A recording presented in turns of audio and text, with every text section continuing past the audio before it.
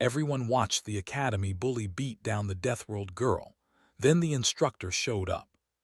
The human's file arrived flagged for secondary review, which meant no one knew what box to put it in. SciFi had processed 847 cadet intake forms in her 3 years as records liaison for the Galactic Union Military Academy. She had never flagged one for secondary review. She flagged this one twice, by accident, because the first time her fingers moved wrong on the display panel, and the second time she meant to. The form read, Species Homo sapiens, World of Origin Earth Class Designation Under Review, Natural Weapons None Listed, Natural Armor None Listed, Psychic Capability None Detected. She sat with that for a moment. The emotional bleed from the shuttle bay 1 floor below her was faint. Most cadets arriving for their first year sent up something recognizable: nerves, ambition, a specific flavor of competitive dread that SciFi had learned to identify the way a cook learns to identify salt. This one sent up something warm and quiet and completely unclassifiable, and that bothered her more than fear would have. She typed into the notes field, no natural weapons detected. Designation, non-combatant, pending reclassification. She looked at it. She did not delete it. She filed the form and went to the east window and watched the shuttle dock. The girl who stepped off was not what the file had failed to prepare her for. It was the size of her, first 56, in a corridor built for bodies 3 times that, surrounded by Draelkin cadets whose bone-plated shoulders cleared the overhead fixtures by inches. The holographic arrival board floated at the wrong eye level. The human had to crane her neck to read it. The sign above the processing desk said Cadet Intake, Ground Level in 6 languages. In all 6 it was positioned at the height of a Draelkin chest. The girl stopped beneath it, read it, and walked to the desk without breaking stride. The registration official was a 6-eyed Tory clerk named Avresh who had processed 300 cadets by noon, and had stopped looking at their faces at around the 200 mark. He handed the girl a room assignment without glancing up. She took it. Is there a map of the sub-level ranges? She asked, not nervous, practical. Bay C, East Wall, he said, already reaching for the next form. She found the map. She studied it for 90 seconds. She folded the room assignment into her chest pocket and walked away. SciFi watched from the mezzanine above, one hand on the railing. The girl moved through the hall the way someone moves through a space they have already decided they are going to understand. Not fast, not cautious, exact. The thing SciFi felt bleeding up from her was not what SciFi had expected from someone who had just arrived alone on a station housing 4,000 cadets from species that outmassed her by factors of 3 and 4. It was not fear. It was not excitement. It felt like arithmetic.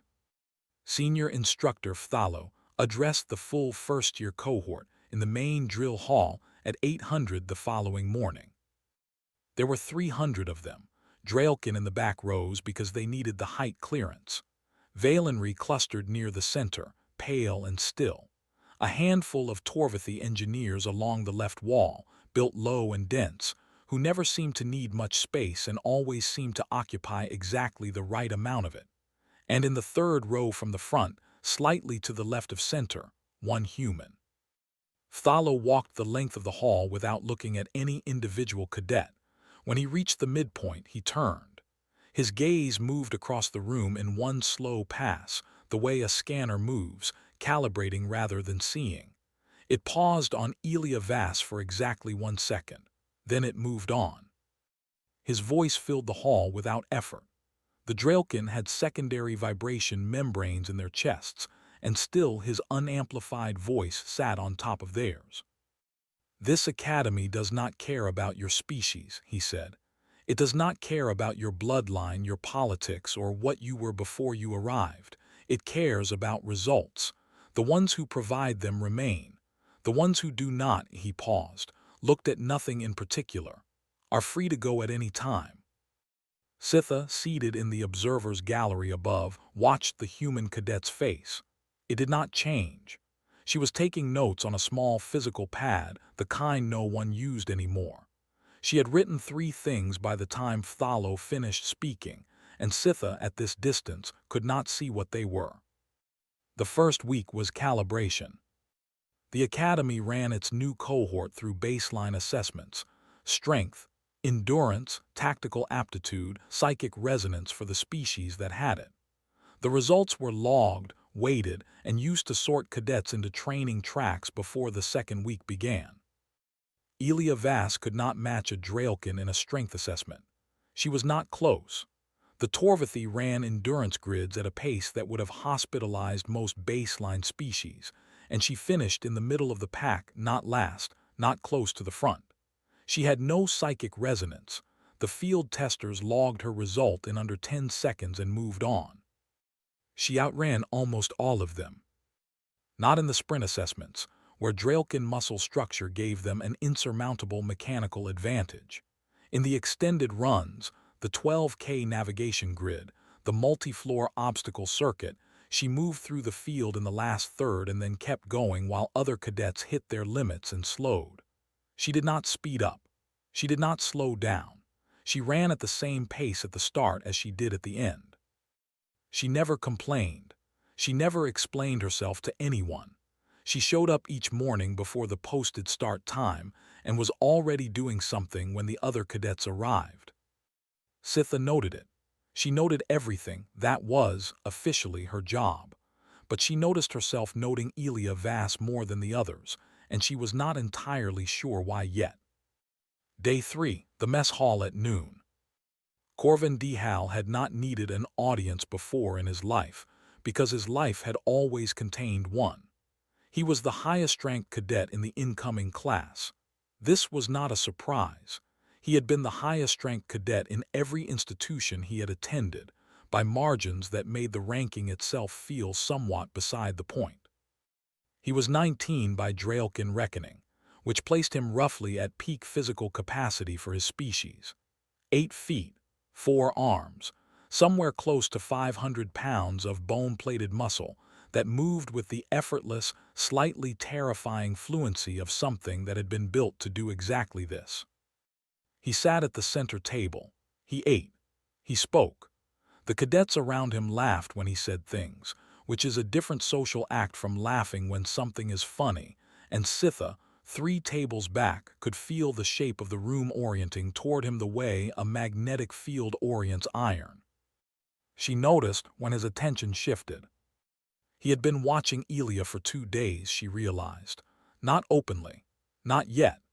He had been watching the way a navigator watches a weather system, cataloging, assessing, determining when and where to move. When he stood, the room shifted.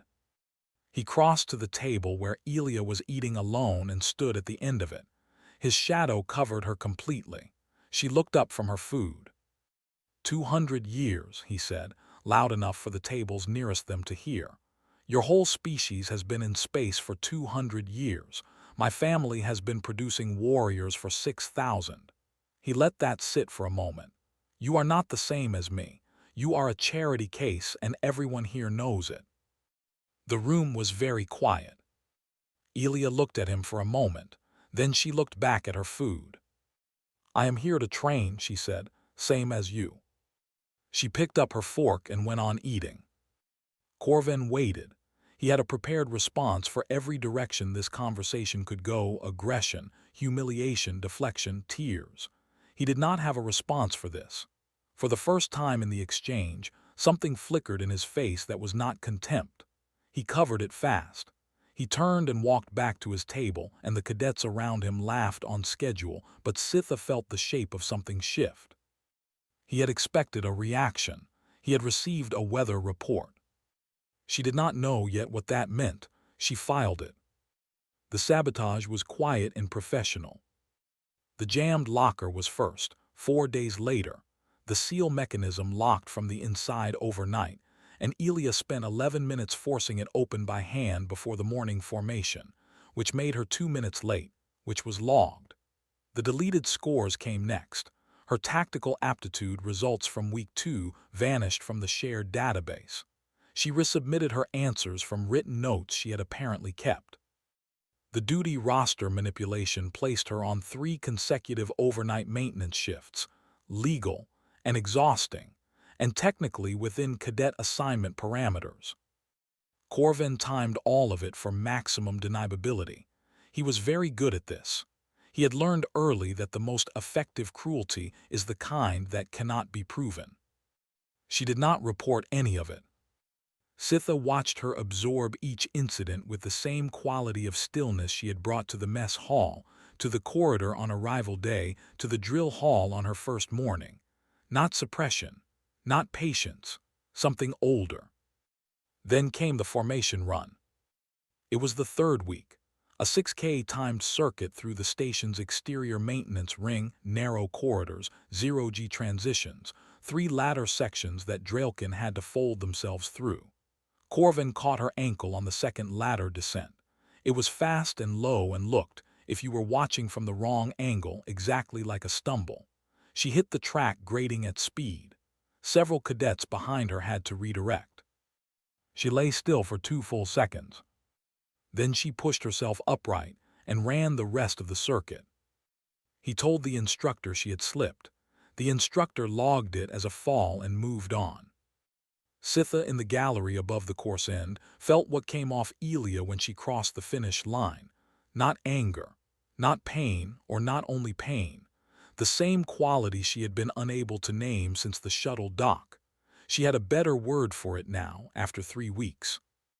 Patience was not right. Patience was soft and warm. What Elia Vass carried felt hard, like stone heated from the inside, like something that had been forged under very specific conditions and was simply waiting for the conditions to be relevant again. The tether incident happened during zero gravity, maneuvering on a Tuesday.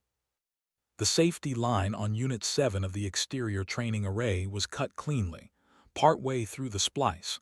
Not broken, cut. The kind of cut that would pass inspection if you looked quickly and failed it if you looked long.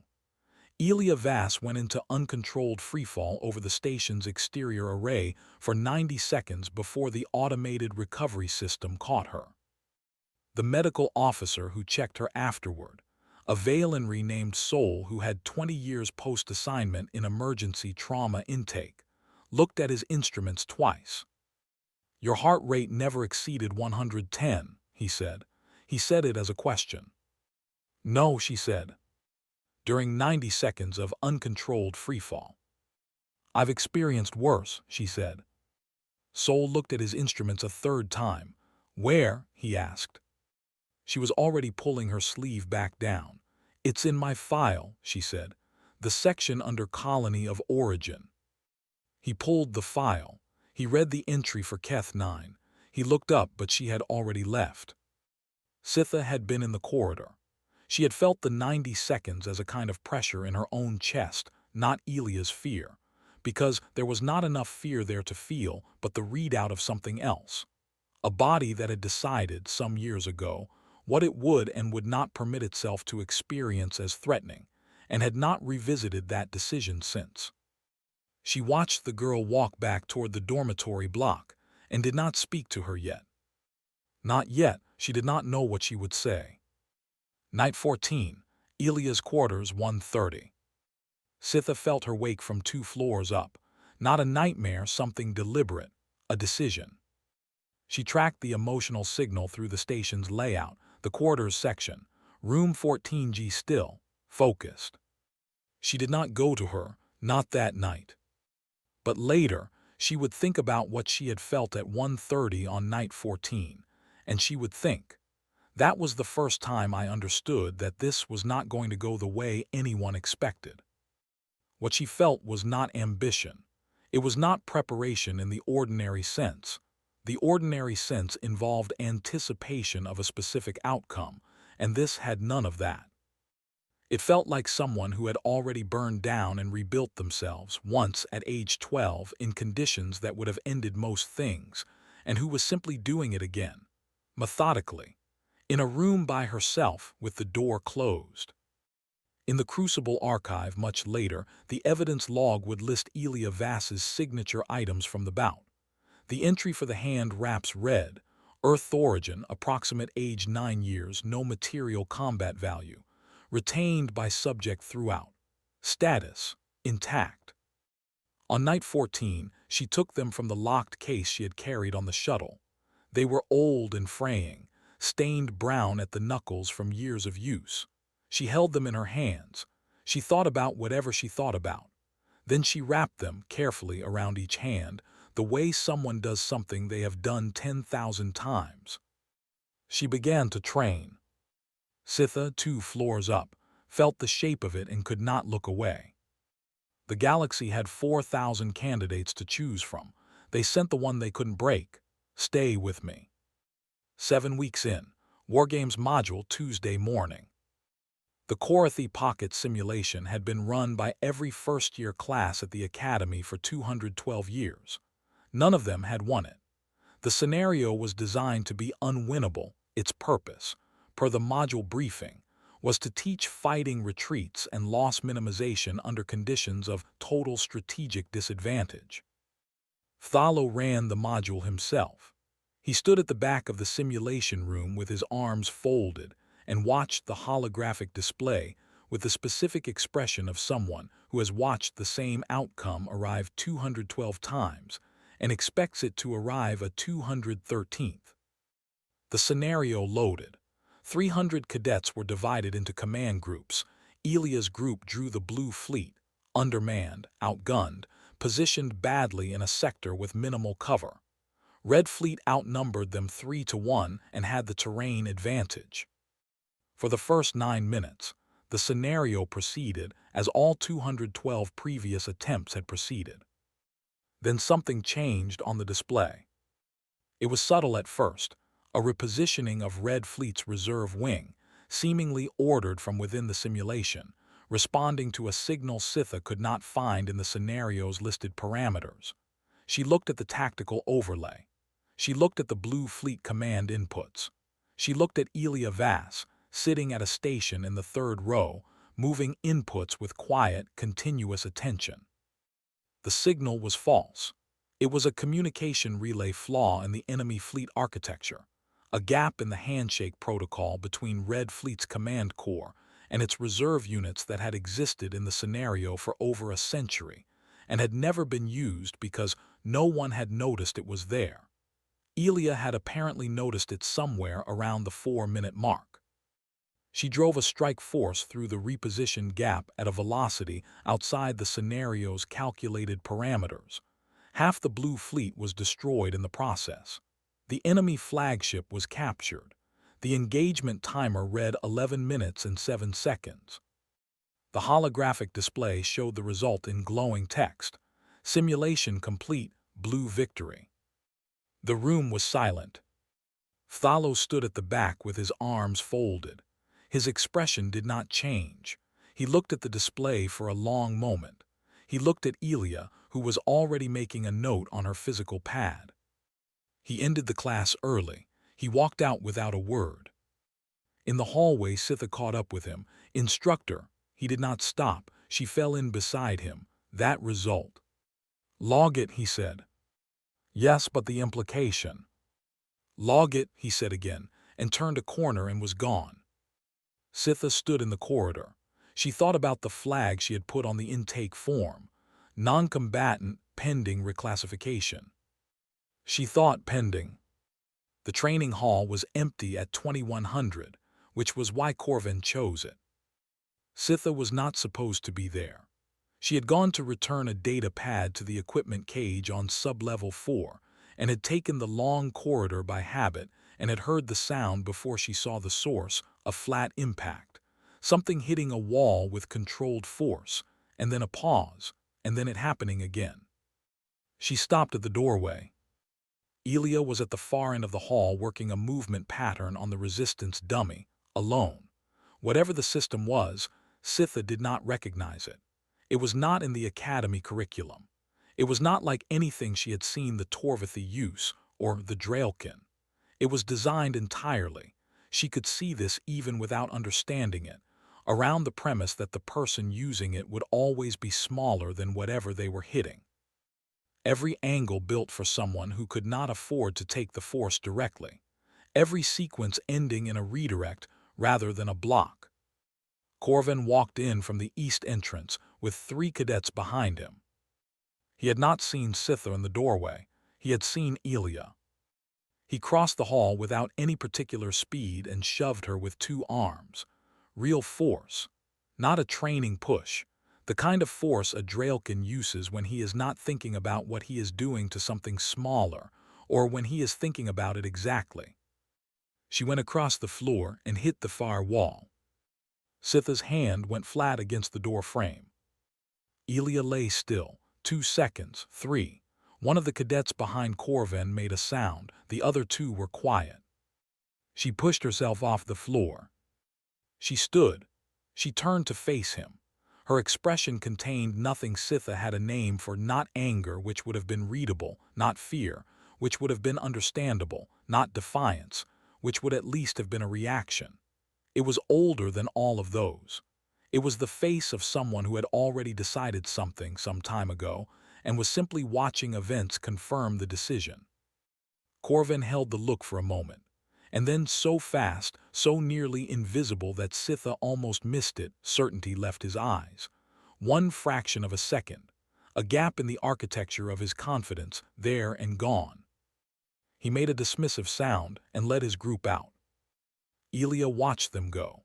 Then she turned back to the resistance dummy and picked up where she had left off. Sitha stood in the doorway for a long moment. Then she walked away, because there was nothing to say and she knew it. But she had seen the half-second. She had felt from across the room what had caused it, not Elia's anger, not her defiance, not anything as legible as those. The gap in Corvin's certainty had come because, for 1 fraction of a second, he had looked into her face and found nothing there that he knew how to use. No lever, no entry point, no place to put a hand and push. She filed that too. She was beginning to build a picture, and the picture was making her deeply uneasy. The Crucible announcement came on a Monday. The annual ranked combat bouts were held in the 7th week of the 2nd month, a public fixture, broadcast live across Union space, cadets selected by rank and formal challenge. The Crucible arena held 10,000 in person. Billions watched from off-station. It was the oldest tradition the Academy had, which meant it was also the one with the most elaborate machinery for making it look like something other than what it was. Corvin submitted his name within the hour after the announcement posted and formally requested Elia Vass as his opponent. The request went on the public board in the main hall. Sitha was there when the cadets gathered to read it. She watched their faces. Draelkin cadets processing the numbers, Corvin's mass, his rank, his 4 arms, his 6,000-year warrior lineage against 130 pounds of Garden World species with no listed combat capability. A few of them exchanged glances that contained, if she was reading correctly, something between unease and appetite. The combat analysts posted their assessment by afternoon, 0% probability of a blue outcome. The language was technical and bloodless and said, in precise institutional terms, that this would not be a competition. An Academy official found Elia in the library at 1400 and explained she had the right to decline. He sat across from her at the reading table and spoke carefully, in the measured voice of someone who has been told to inform rather than persuade, but has not been told to disguise which outcome he is hoping for. Elia closed her book. She looked at the table for a moment and then at him. "Good," she said, "I accept." She reopened her book. The official left. Sitha, 2 tables back, watched him go and then looked at Elia for a long moment. Elia did not look up. She turned a page. Word spread across Verth Prime in under an hour. By evening, Sitha had received 14 separate messages from Valenry colleagues on station, not asking for information, but sharing the same feeling she had been sitting with for weeks, trying to find the word for. No, the word she had was wrong. The feeling was closer to, what is she? Corvin trained in the main conditioning wing at peak hours for the next 6 days. He did not hide it. That was the point. He chose the most visible facility on the level, scheduled his sessions during the hours when the highest traffic moved through the adjacent corridors, and trained at maximum difficulty, combat drones on the hardest setting, each session running longer than the last. His forearms moved in alternating sequences that the Draelkin cadets around him tracked with something that looked like reverence. 3 of the drones he destroyed completely, which was expensive, and which the Academy logged without comment. He wanted her to watch. That was the message. I am this, and you have agreed to walk into a room with it. She didn't watch. Sitha checked. She could find Elia's emotional signature during each of Corvan's public sessions, and each time it was elsewhere on the station. The library twice, the sub-level equipment cage once, the mess hall. She was not avoiding him. She simply did not appear to consider it relevant information. On the 5th day, Sitha went looking. She found her in a small room in the back of the conditioning wing, no windows, no audience, no camera feeds in the corner. The door was not locked, but it was not listed in the current training schedule either. Sitha pushed it open. Elia was in the middle of a sequence. She stopped when the door opened and looked at Sitha the way she looked at most things, with complete, calm attention. Sitha came in and let the door close. He is not treating this as a match, she said. There was no point softening it. His emotional signature yesterday was, she looked for the word. He wants to hurt you in front of everyone, not win, hurt. Elia said nothing. The combat analyst, Sitha said, 0% odds. He is 370 pounds heavier than you. 4 arms, natural armor, a warrior bloodline. I know, Elia said. Then you understand what you have agreed to. Elia looked at her, yes. And you are not going to decline. No. Sitha wanted to argue. She had arguments. She had arguments that were reasonable and well-constructed and grounded in observable fact. She opened her mouth. Good, Elia said. Then he will not be prepared for what happens. She said it the same way she said most things, not loudly, not with emphasis, with the same even quality she had brought to the mess hall and the training room and the 90 seconds of uncontrolled freefall. A statement of arithmetic, not intent. Sitha stood in the small room for a moment. The argument sat in her chest, unused. She left without another word. She walked back through the conditioning wing and into the main corridor, and stood there in the artificial orange light of the station's permanent afternoon, and the feeling she had been trying to name for weeks was suddenly, completely clear. Not what is she knew what Elia was.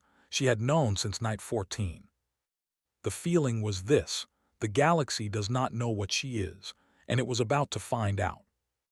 The Crucible Arena occupied the entire eastern face of Verth Prime's lower ring. 10,000 seats arranged in a bowl that swept from floor to ceiling, the viewing angles calibrated for species with eyes at 6 different heights. The broadcast array could reach 100 systems simultaneously. The floor of the arena was composite, impact-rated for Draelkin combat, which meant it was built for things that hit it at several times what a human body could produce. Sitha sat in the Valenry Observers section, 3rd tier, midway along the south curve. Around her, the seats filled in the hour before the bout. She felt the room the way she always felt large crowds, as a pressure across her skin layered emotion arriving in waves, most of it unspecific anticipation. Underneath it, from the northern section where the senior cadets sat, she could feel something else. Appetite, the kind that arrives when something has been promised. No, that was not right. What she felt from the northern section was not appetite. It was the certainty of outcome. They had already decided how this ended. They had decided so completely that their emotional state was almost indistinguishable from boredom. Corvan entered the eastern gate. The arena erupted. She felt it as a physical wall of sound and emotion, pride, recognition, Draelkin cadets on their feet in the upper tiers. His 4 arms extended as he crossed to the center of the floor, his plating catching the arena lights. He was extraordinary. She could feel the crowd's certainty from here. It was not cruelty, most of it. It was simply the complete, comfortable weight of things being the way they were. Then the western gate opened. The noise did not fade, it simply stopped. Not slowly, the way a fire stops when you cover it. Ilya Vass walked out. Standard training gear. No armor. The fraying hand wraps on both wrists, stained brown at the knuckles, exactly as they had been on night 14 in her quarters. She crossed the arena floor the way she crossed every other floor, as if she had already decided where she was going and the space between here and there was merely a physical formality. She stopped 10 paces from Corvin. He looked at her for a moment, and in his expression Sitha could read, for the second time, that fraction of uncertainty from the training hall gone almost before it registered, buried under performance and crowd and the weight of 10,000 watching. He leaned forward slightly. "Withdraw," he said, quiet so only Ilya could hear. "You don't have to do this." Sitha felt what came off Ilya when he said it. Nothing she would call fear. Something cooler and more considered, the way a surgeon might feel looking at a problem they have already solved in their head. Ilya settled into a stance Sitha did not recognize and said nothing. The signal sounded. Corvin moved first. The first exchange happened fast, the way the first exchange always happens when one side has 4 arms and 370 additional pounds, fast and total, a controlled application of force that had ended hundreds of training bouts and 2 formal challenges. Ilya went down. She got up. The second exchange, harder, she went down again. She got up. The third, the fourth. Each time he hit her with real force. Each time she absorbed it and rose. And each time she rose she was a little closer to him, a little more still, her eyes on him with the quality of attention that Sitha had first noticed in the corridor on arrival day and had been unable to name for weeks. She was not absorbing because she couldn't stop him. Sitha felt the emotional read from across the arena and knew this with sudden, complete clarity. She was reading him. 7 exchanges of being hit, and she was reading him the way she had read the communication flaw in the Korathi pocket, methodically, without urgency, storing everything. On the 7th exchange, she went down and got up and she was smiling. Small, bloody. Her lips split on the left side and her hand raised to check it and came back red, and she looked at the blood on her fingers and she smiled. It froze Corvin for half a second. Sitha felt the arena hold its breath with him. He had broken warriors who outweighed her by 10 times. He had never seen anything look at its own blood and smile. It was the same half-second from the training hall, the same gap in the architecture of his certainty. This time it lasted longer. She stopped absorbing and started targeting. The shift was visible. Sitha felt it before she saw it, a change in the emotional field from the arena floor so subtle it had no name in the Valenry lexicon, something between decision and ignition, a thing that had been waiting for exactly this much data and had now received it. 7 exchanges, every impact stored, every pattern filed. She had been reading him the way she had read the Korathi pocket, methodically, without urgency, and now she was done reading. She moved inside his reach. Corvin's first instinct was to extend, 4 arms generating their maximum leverage from distance, the geometry of Draelkin combat built around that premise. She denied him the distance. She was too close for his long arms to complete their arc, inside the radius where his mass became a liability, and the nerve cluster beneath his second left arm. The junction between the plating segments, the soft biological seam that no one ever reached in combat because nothing had ever gotten this close before, was right there. She pressed. His arm dropped. Not broke, not shattered. Dropped, the specific, complete drop of a limb whose nerve pathway has been interrupted, a motor command sent and not received. His arm hung at his side and he stared at it. And in the half-second he stared, Sitha felt something come apart in the emotional field he was projecting. Not pain, not anger. Confusion. He had never been confused in combat before. She could feel it from here, the specific dissonance of a certainty meeting something it has no framework for. He had a framework for stronger opponents. He had a framework for faster ones. He did not have a framework for an opponent who had just told his arm to stop working. He came on with 3. She was already gone. Corven's cadets in the upper tier, the ones who had been watching with the comfortable weight of foregone conclusion, were on their feet, not cheering, standing.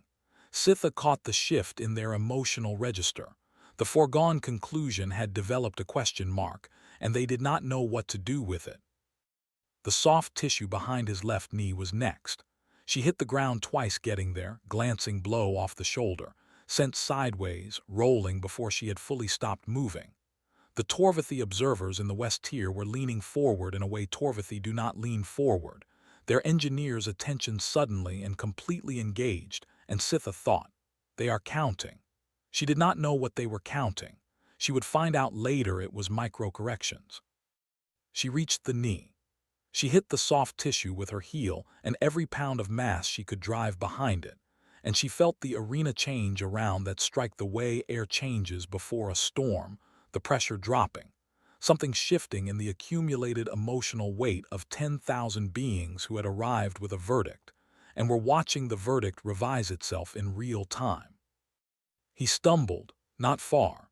He was still 500 pounds of Draelkin warrior, and one compromised knee does not put that down. But the geometry changed. He was compensating now, favoring the right, his weight distributing in a pattern she could see, and she had already filed it before she was back on her feet. She was inside his reach again. He swung, she had already moved, not away through, and she drove her elbow into the joint between the temporal covering and the orbital ridge above his right eye, the seam in the armor, the place she had located in the library, 12 hours of Draelkin anatomical footage across 2 evenings, while he was training in the open and expecting her to watch. The bone cracked. The sound came through the arena's air like a fault line finding itself.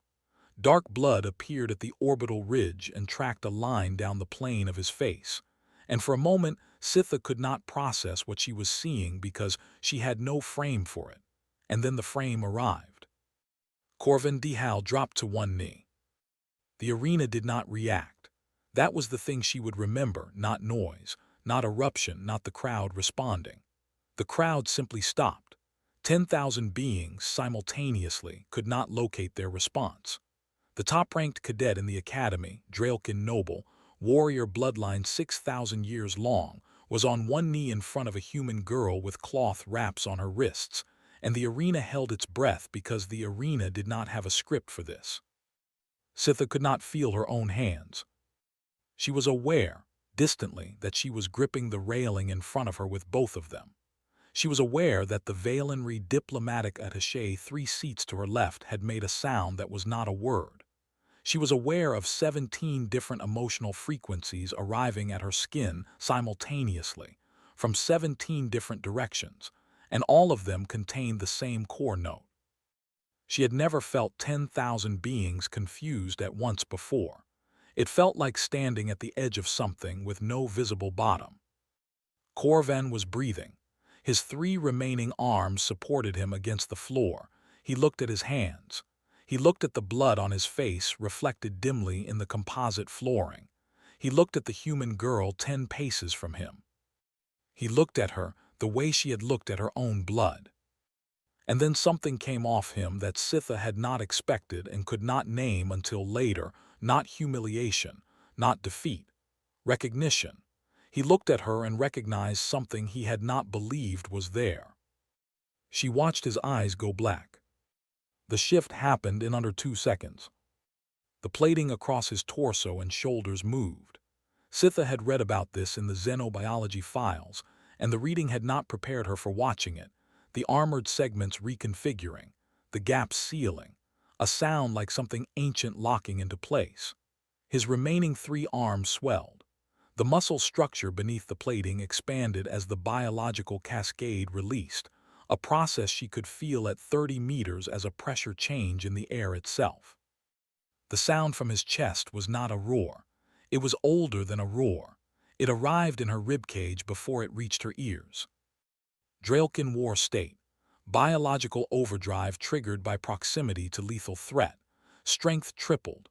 Pain response eliminated. A metabolic burn rate that would leave him bedridden for 3 days afterward. Forbidden under the Academy's combat code. Barely controlled in actual military engagements. He activated it in front of the entire galaxy. Medical personnel at the arena perimeter began moving toward the floor-level access points. She could see them, not running, not yet, held back by protocol, but positioned, their bodies angled toward the floor in the specific posture of someone ready to move the instant they are permitted to. She looked at the command podium. Thalo was standing. His hand, she had not noticed before, had not been watching the podium, had been watching the floor. His hand was at the control panel mounted on the podium's left face, 2 inches from the halt switch. His hand was 2 inches from the halt switch and it was not moving. Mevrin, the Valenry combat instructor stationed beside him, said something. Sitha could not hear it from here, but she knew Mevrin 22 years of instructional record, 3 emergency response commendations, and she could read the angle of her body. Urgent. Directed at Thalo, expecting acknowledgement. He did not look at her. His gaze did not leave the floor. His hand did not move. The halt switch was 2 inches from his fingers. The war state had been active for 11 seconds. On the floor below, Corvin charged. Sitha would remember this part in fragments. The war state made him faster. She had known this from the files, had understood it as a fact, had not understood it as a physical experience until the first strike came down, and she saw what faster meant. It meant the composite flooring cracking where Elia had been standing 1/10 of a second earlier. It meant the air moving before the arm arrived. It meant the medical team at the perimeter taking a single collective step forward and then holding themselves in place because the protocol said hold. She could not trade blows. Sitha knew this without calculating it. She could feel Elia's assessment as a kind of clarity in the emotional field, a coldness that was not detachment but precision. One clean strike in the war state ends this. That was the arithmetic, and the arithmetic was not fear, it was navigation. She survived on adaptation. Not on strength, not on armor, not on anything the Academy's threat taxonomy had a classification slot for, on the ability to be somewhere other than where the strike arrived. The same direction never twice. The same distance never twice. 40 seconds of this, which is a very long time to watch someone move like that, and Sitha counted every one of them because counting was the only thing she had to do with her hands. She could not feel her own heartbeat. She could feel everyone else's. On the command podium, Thalo had not moved. Mevrin said something a second time. Thalo turned his head and looked at her. 4 words came from him. She could not hear them from here. They were lost in the ambient crowd noise and the sound of the war state and the sound of the floor taking impacts it had been built for and was only barely managing, and Mevrin went still. She did not urge a halt again. She turned back to the floor and watched, and her emotional field went flat in the specific way of someone who has just understood something and has decided what to do with the understanding later. 30 seconds, 35, 40. At the 40-second mark, Elia stopped retreating. She held a position, 1/10 of a second, just long enough, and she watched. And the war state, which tripled strength and eliminated pain, also stripped the variables. He was running on biology now, on 60 million years of Draelkin evolutionary combat protocol, and biological protocols had patterns. 3 primary sequences, rotating by last striking arm. Between each sequence, a gap, less than half a second, lower left side exposed. She had said it in the auxiliary room. Then he will not be prepared for what happens. She had not been speaking to reassure. She had been speaking in arithmetic. She waited for the gap. It came. She drove 2 fingers into the nerve cluster under his lower left arm. The motor function of that arm failed, spasmed, Dropped. He came on with two. She was at the joint of his upper right arm before he had completed the adjustment. The ligament junction she had confirmed in the library scans, the same in every Draelkin skeletal diagram she had found, the angle that the system she had built in the back room required. She felt the ligament give. 2 arms down. He stumbled, 1/2 second of disrupted weight distribution. She used every part of it. She worked the compromised knee not once, a sequence, 3 strikes landing on the already damaged tissue in the time his stumble allowed. He went down to that knee. He was still coming. He grabbed her. His remaining arm closed around her ribs and she went face to face with him in his grip, and Sitha felt the impact of it at 30 meters as a white-hot signal that arrived and was immediately, systematically refused. Not suppressed. Refused. Filed under. Not a limiting factor. She drove her thumb into the blood vessel cluster beneath his jaw. Specific pressure. 2 seconds. His grip loosened. She twisted free. She hit the floor, got her feet under her. Left hand swollen to twice its size. 3 cracked ribs. Shoulder not fully responding. Vision narrowing at the edges in the particular way that meant blood pressure. She assessed this the way she assessed everything, quietly, without urgency, with complete accuracy, and reached a number. 60 seconds of effective combat remaining. She set her feet. Here is the thing Sitha would not be able to explain afterward, the part that would not survive translation into any report or testimony or Valen council briefing. The thing she felt from the arena floor in the 12 seconds before it ended. It was not triumph. It was not rage. It was not the emotional signature of someone who has decided to win. It was the emotional signature of someone who has already finished the problem and is now simply executing the solution. Corvin rose, 2 arms, 1 good leg. The war state that did not feel the damage and would not until it released. He looked at her across 8 feet of composite flooring, and his eyes were still black, and there was still blood from the orbital crack running down his jaw, and he was still the most dangerous thing in the room except for the one thing she had in the room that he did not. He charged. She went forward to meet him. Not back, forward. She took the angle off his remaining arm's swing, let it graze the left side she was already protecting, the additional damage a fact she noted and put aside, and she was inside his reach before he had finished the motion. Her feet were set. She had 60 seconds. She needed 6. Nerve point under the jaw, not the blood vessel cluster, the deeper nerve junction that sent a critical threat signal to the Draelkin brainstem. His head came up. Heel strike to the damaged knee with her full body weight. It gave. He went to both knees. Rising hammer fist, her right hand. Every remaining pound of mass driven upward through her legs and core and shoulder. Velocity maximized at the point of impact, into the cracked orbital plate above his right eye. The bone shattered. The sound carried across the arena and into the stands, and Sitha felt it in her back teeth. Corvin's head snapped back. His remaining arm went wide. He fell.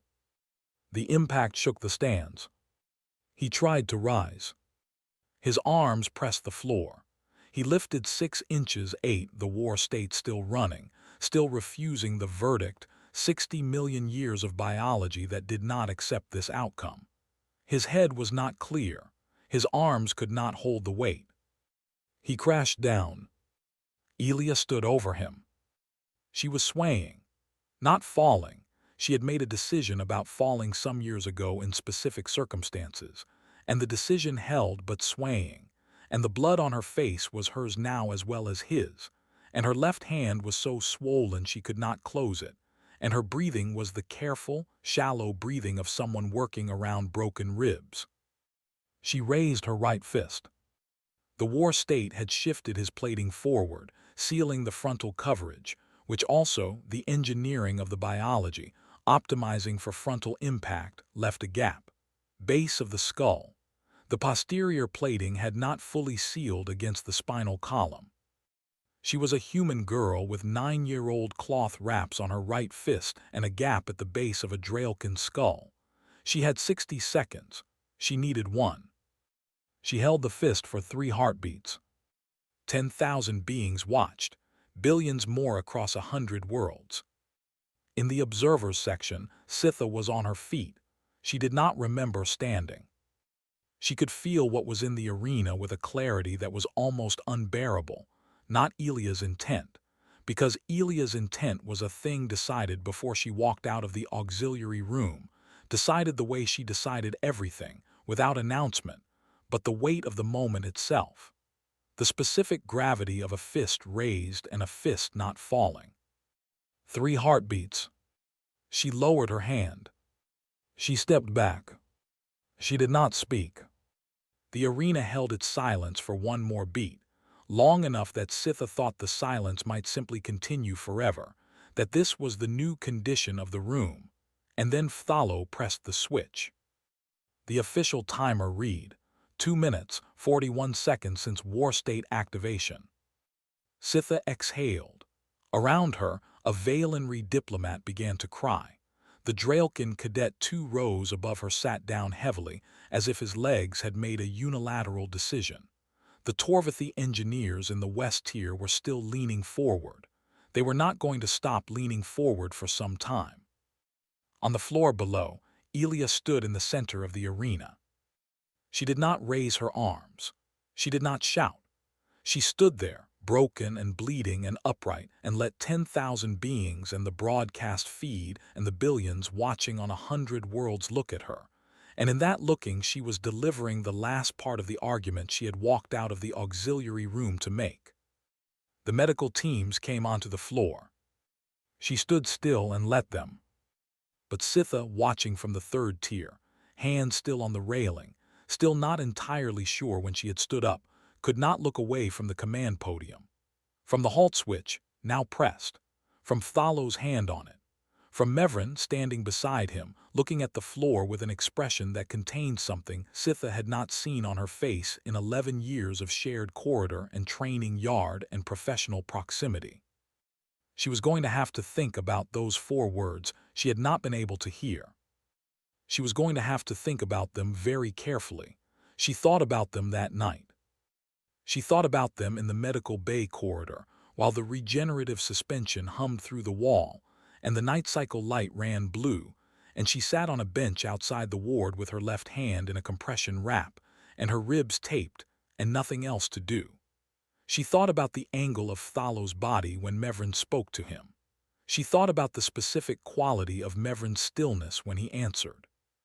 She thought about 11 seconds, the war state activation to the moment Mevrin went flat, and what 11 seconds meant in a room with a halt switch 2 inches from a hand that did not move. She did not sleep. At 700 she filed a formal testimony request with the Academy's disciplinary office. At 7:01 she received an automated confirmation. At 7:02 she received a second communication, not automated, from the commandant's office directly, informing her that a tribunal had been convened for the following morning, and her testimony was required. She had not been the only one awake. The tribunal chamber held 17 witnesses in a curved row facing the testimony floor. Scytha sat in the observers section, 3rd row left, and felt the room the way she felt all charged rooms as accumulated weight, 17 emotional registers arriving at once, none of them quite resolving into the same frequency. The broadcast feed was not running. That had been the commandant's first decision. Closed proceedings, official record only, no live feed. The second decision had been the speed of it. Convened within 24 hours. That speed said something. Corvin's charges were entered first. They did not take long. The war state activation was on camera from 7 angles, undeniable, his family's counsel already in transit. 7 counts of Academy combat code violation logged. Proceedings adjourned for his case pending medical recovery. The chamber moved on. Phthalo took the floor. He was calm. 19 years at the Academy, and he wore the composure of someone who has been through disciplinary proceedings before, not as subject, but as witness, and knows the difference between the language that serves you and the language that doesn't. He laid out his account in precise, measured terms. He had been assessing. The war state activation was unprecedented in a sanctioned bout. He had needed to evaluate whether the safety protocol required an immediate halt or whether the parameters, he paused here, chose the word deliberately, warranted continued observation. The chamber lead, a Torvathy of advanced years named Save, asked how long such evaluation required. Thalo said he had been moving toward the switch. Save asked, for 2 minutes and 41 seconds. He said the situation had been evolving rapidly.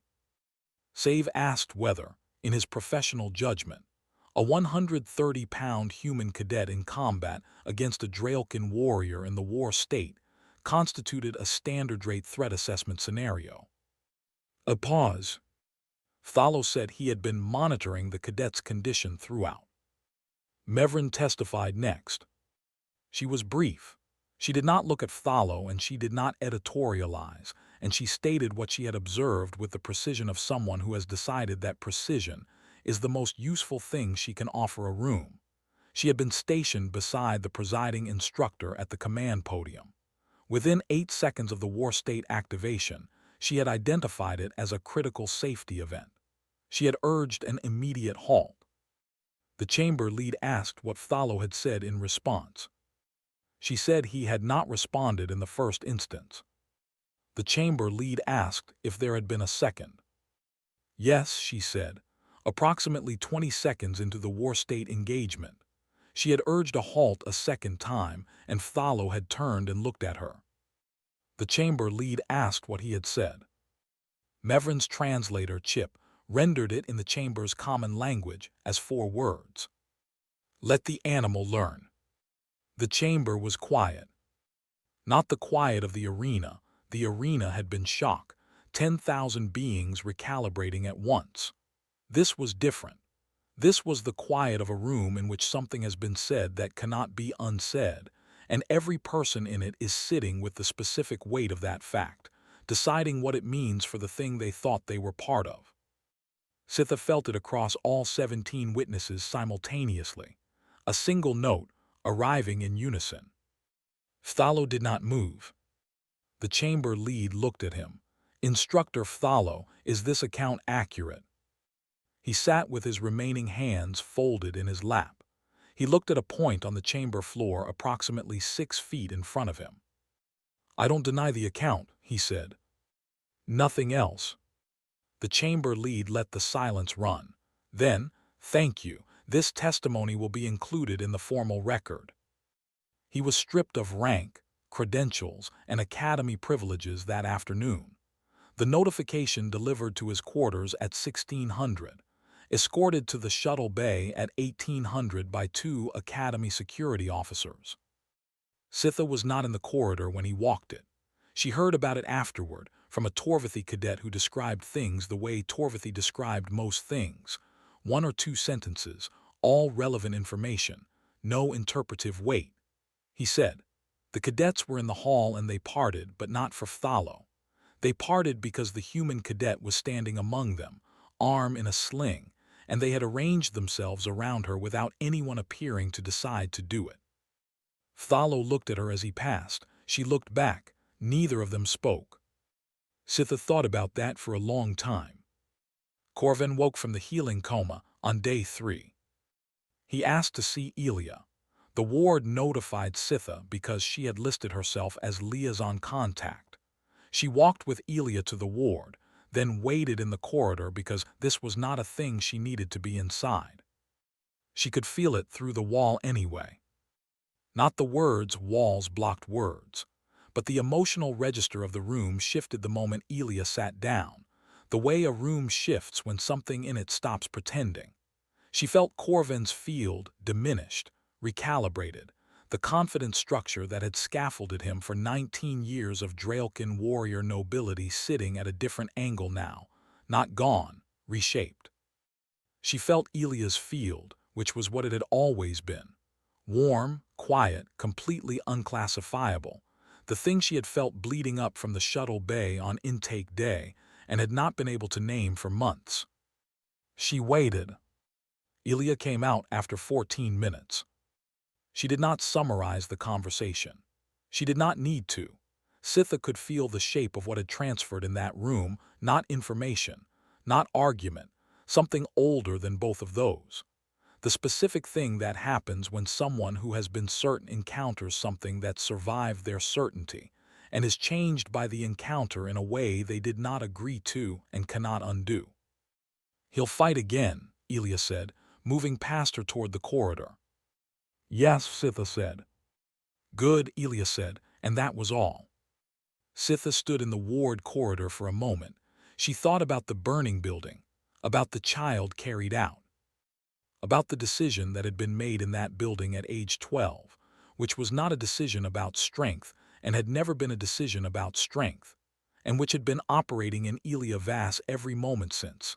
In the mess hall, in the freefall, in the Korathi pocket, in the arena, in the room she had just left, and which Corvin now understood, at a cost he would carry in the synthetic orbital plate above his right eye for the rest of his life. She had told her once, patience feels soft, what you carry feels hard. She had been right about what it was. She had not understood yet what it was for.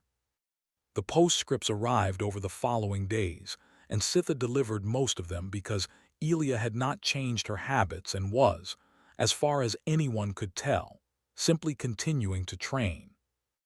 The Valenry High Council's formal request came first, a proposed human exchange program, structured around pattern recognition studies under pressure.